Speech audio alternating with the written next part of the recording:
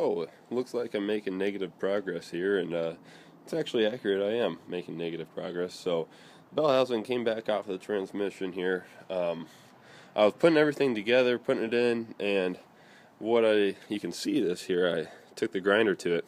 The Bellhousing was actually hitting on the pressure plate, so I could not get the Bellhousing to mate up to the block. It was just staying off about a ½ inch or so.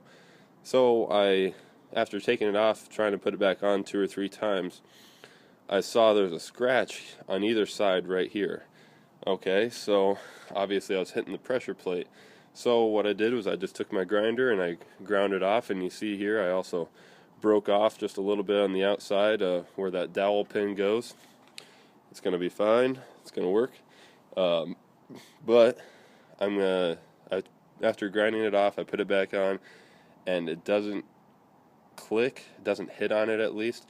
And so what I did was I went over to the front end of the engine with this bolted on and cranked it over by hand, and it didn't seem to rub any spot, but I figured, it's completely different when you turn it over by hand versus when you just crank it over. So I was just going to hook up the starter real quick and crank it over real quick for me, so that way I know if it's going to be interfering or not on the pressure plate. So if it can miss with this bolted up actually on there tight and the pressure plate doesn't hit, since the way that the clutch fork actuates the throwout bearing here, it's going to push the plate forward and away from the Bellhousing here, so I shouldn't have a problem there.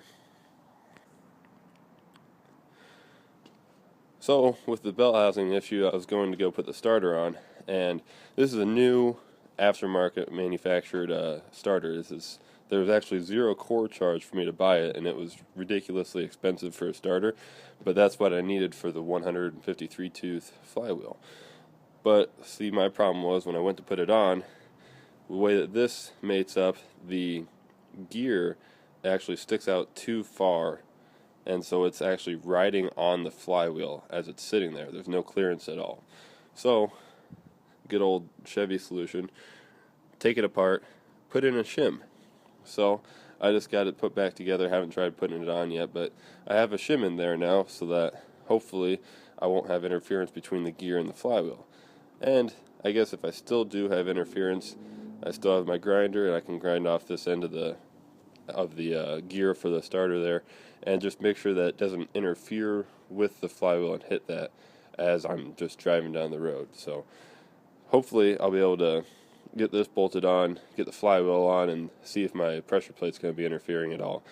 And if that's all good, then I can throw it all back on and put it back together, and it'll all be good to go. Okay, so one more quick thing that I added on here.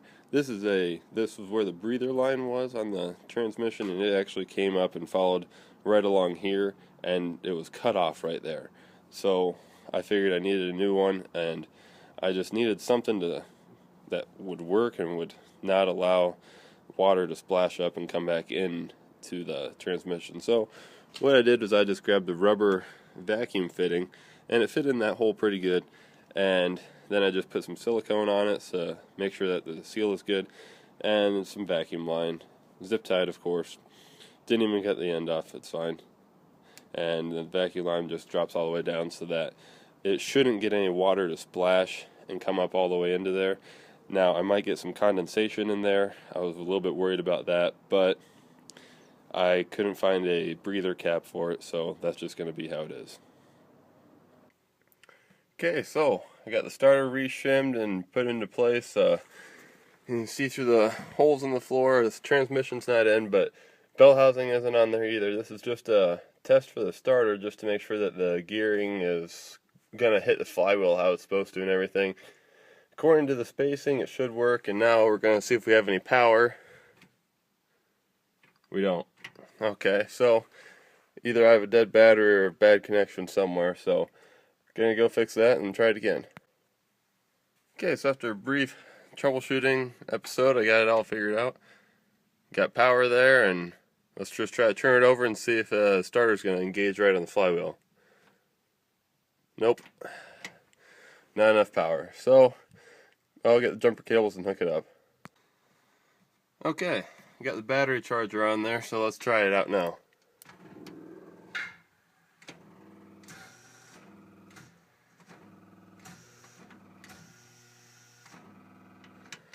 That's making a noise that it shouldn't, so I'm going to look into it some more.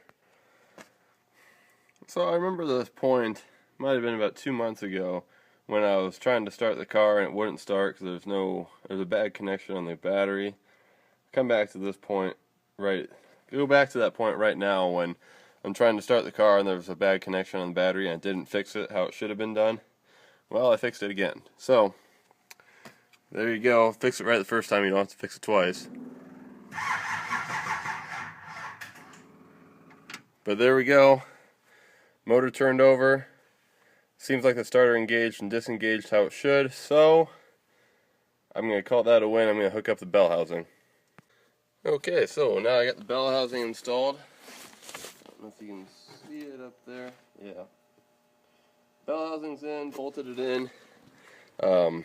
Not definitely all the way tight, but all 6 bolts are in, just to make sure that I got that even flush face across the back of the engine with the bell housing in the face there. So I'm gonna turn the key over and just pray that I don't hear ting ting ting as it turns over.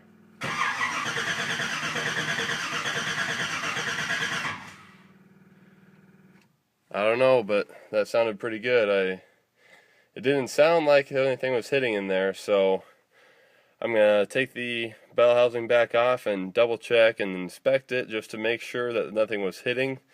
But from that standpoint, it should be good to go, and I think I'll actually be able to bolt the transmission on now.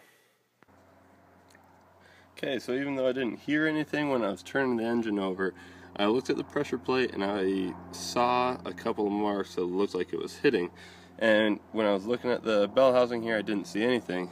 But after seeing the pressure plate, I came back and looked at this, and that little mark right there, it was hitting all the way around on it. So obviously it's not hitting too deep, so what I'm going to do is I'm just going to take the grinder, grind that spot out again, and then I'm just going to bolt the whole thing back on there. So here it is. I got the transmission put back together, left the starter on, got the bell housing bolts torqued into place, used Loctite on them, Loctited the adapter plate in there again, and got my custom cross member in there, and you can see picked up this new rubber transmission mounting off of eBay for like $3. It was ridiculously cheap. $6 shipping, of course. But basically the transmission is in place now. I got everything bolted in, so if I get the drive shaft in, it actually should be able to move and be powered all on its own. So there it is.